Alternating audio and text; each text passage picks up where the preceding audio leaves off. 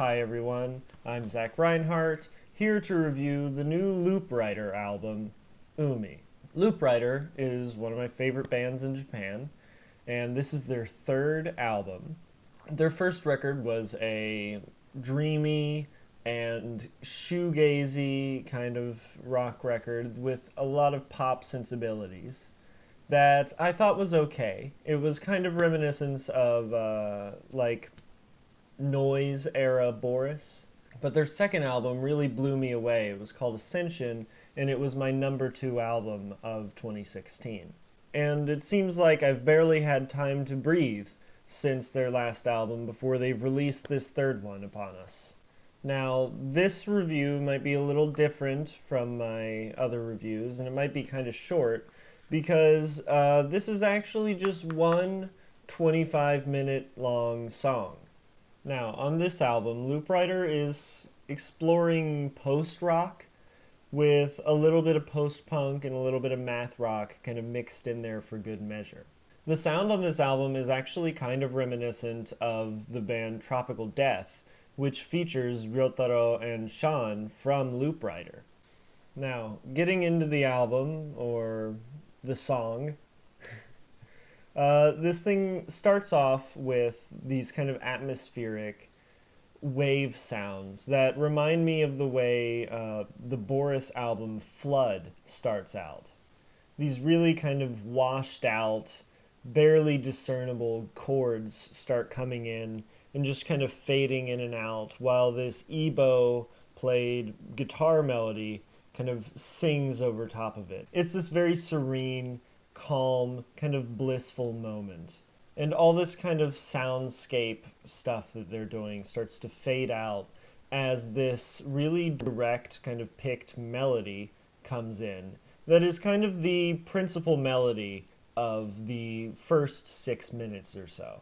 They start looping a bunch of guitar, and you get like 5 layers of guitar all kind of on top of themselves before the rest of the band comes in. And man, there's a really just beefy bass tone at this beginning. It sounds really great. And you finally get to hear the drums, which are a bit special for this record, as Looprider has employed 2 drummers playing mostly in unison on this album. It gives the drums a really big sound. And the song embarks on its very post-rockish hike to the top of the mountain that will be the climax later in the song. It's a very slow build, it's very kind of calm. It's similar to something you might hear on like a mono record or something, but the production is a bit cleaner. Like it's not quite as just kind of cluttered as a lot of those older post-rock records are.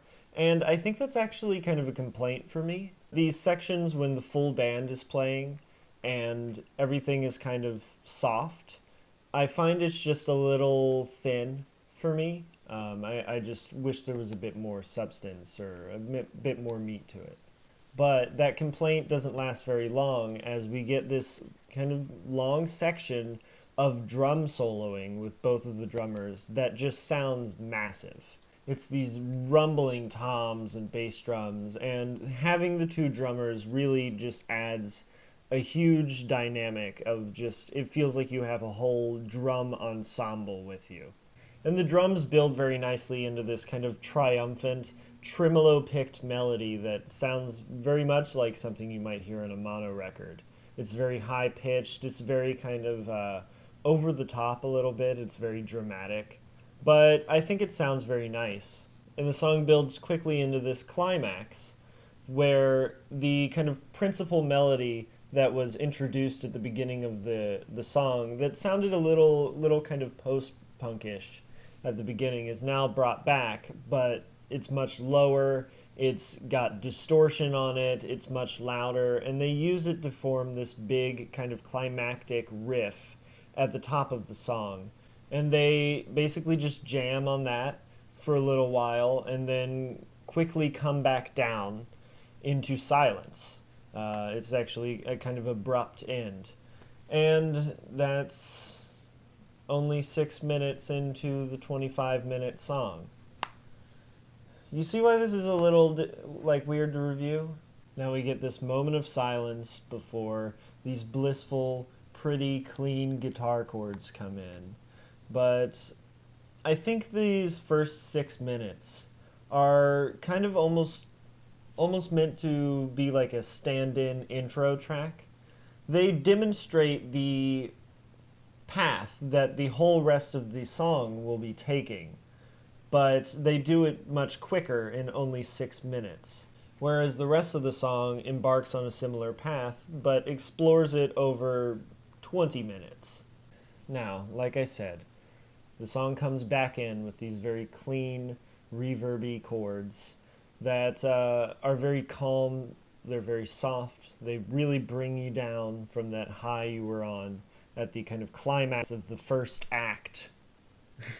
Now, I really love the drum part here. It's very soft.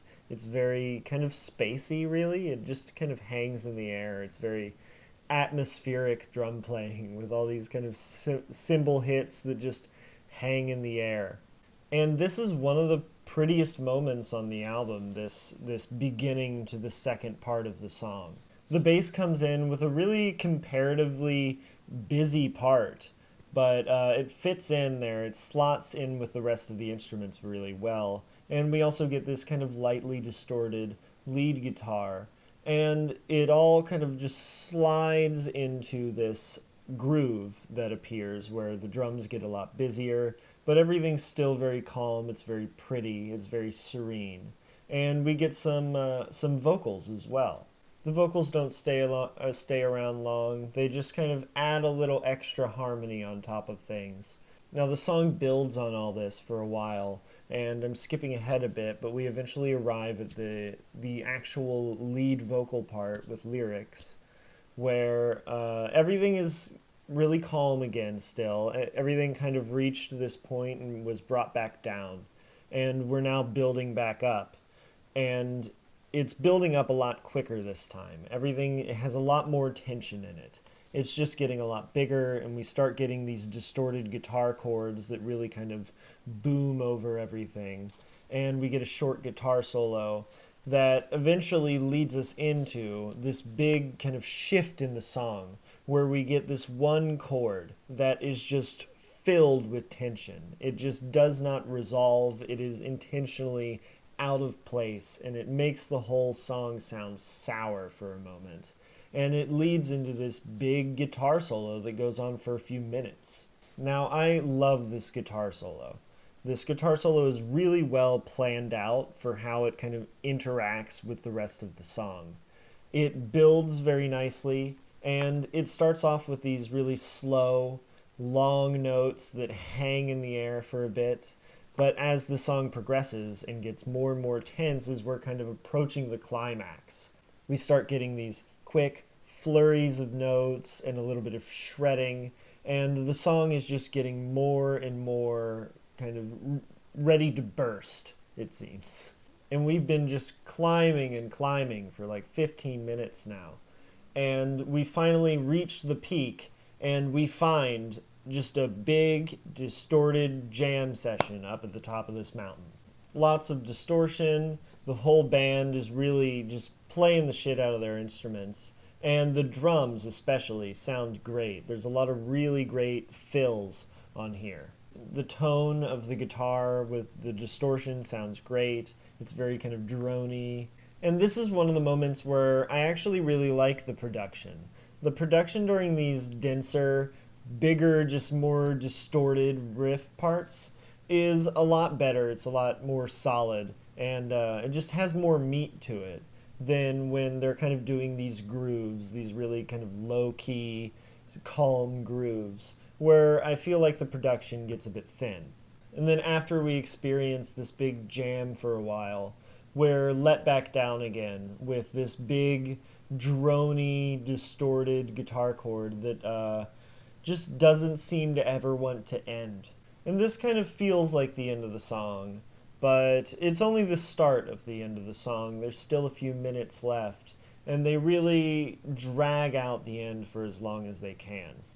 We get a lot of feedback on the guitar as it's playing this really slow, heavy, kind of doomy riff.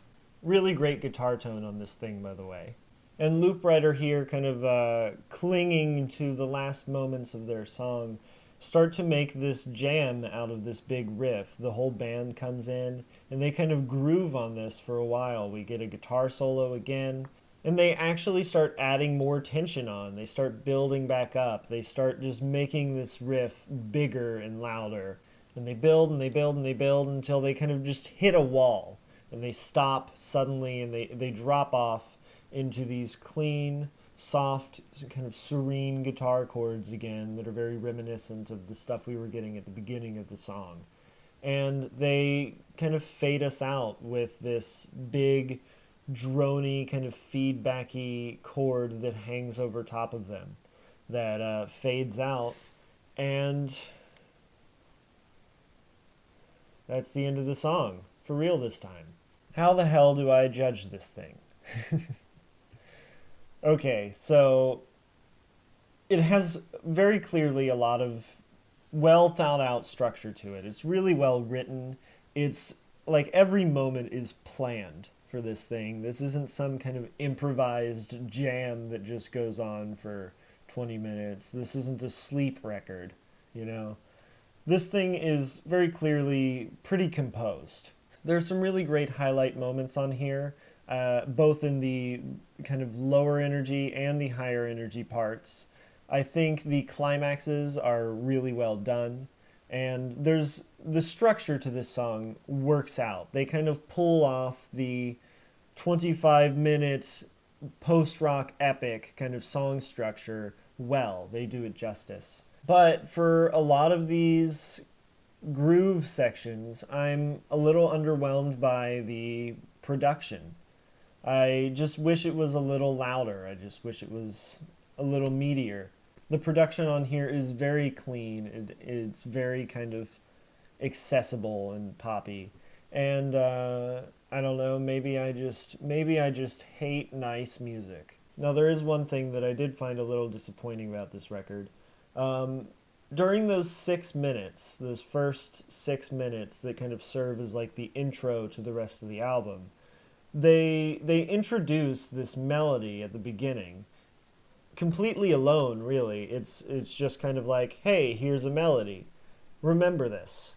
And then they come back to that riff at the end of that section and use it as the climax. And I really liked that a lot. So I was kind of hoping that there would be more of that, more of this kind of recycling of melodies, kind of like things churning up from several minutes ago. But I didn't really get that on the bulk of the song. There wasn't a huge amount of like returning to old melodies in a new context, which like I feel like they kind of set up the expectation at the beginning and then didn't like use it throughout the song, and I found that a little disappointing on my first few listens. But overall, I really like this song. I think it's pretty good. This album, this song, whatever. It works well as background music as well as kind of foreground, like active listening music. And I think it fits its theme. I think the title Umi is very appropriate, as the song really kind of washes in and out like waves on a shore, which I think they realize, and I think that's one of the reasons they kind of use these kind of washing in and out sound effects at the beginning. I think I'm gonna give this thing a 7.5. I think it's pretty solid. I am a little disappointed by the production at times, but at other times the production is really solid. And if you're into post-rock, if you're into like Looprider's other stuff, especially their first album, check this thing out. It's a solid experience. And if you dig this, check out Tropical Death as well. It's got a few members from Looprider in it, and they make kind of similar kind of math rocky, post rocky stuff. But yeah, that's me.